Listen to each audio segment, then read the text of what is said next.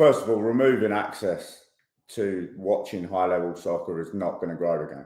And, as a coach, we're constantly saying to these players, especially younger players, you need to watch the game.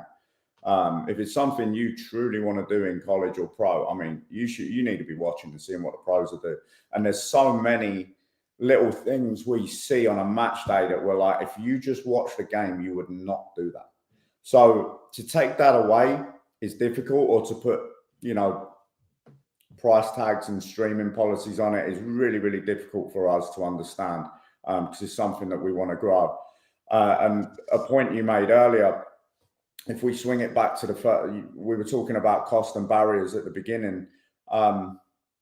Ultimately, there's always going to be a situation where players are going to have to pay, because it's not run 100% from the academy down. And without that, you've got a lot of coaches that won't be there.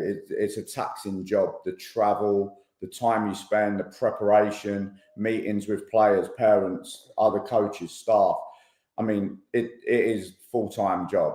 So from that standpoint, if we remove fees, who's going to pay for the coaches to be sat in the office and on the training field? With that being said, we look at the WPSL and MPSL. We do not charge for those programs. So the good news is the MPSL sent, I think it was 15 players into the MLS last year. So if you want to come and play for us in the MPSL, you can do so without any cost barrier. Everything's paid: transportation, food, hotels. We treat this as a professional team. So if you want to make it and you see the MPSL as a vehicle to do that, you can come and do that with us, which is great.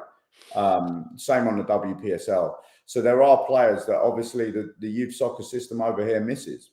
And, we're based in Lawrence. There's a lot of players in Lawrence that are playing soccer that do not play at the club level, that are very, very good. And then we see a few. Our first tryout for the MPSL, we announced it 3 weeks prior, and we had 120 players turn up out of nowhere. Some obviously coming through the club, but a lot of big catchment. And honestly, we didn't realize how powerful that message was. But removing barriers for anything, you're going to get high participation, I think. So I wanted to work this in really quick, JT.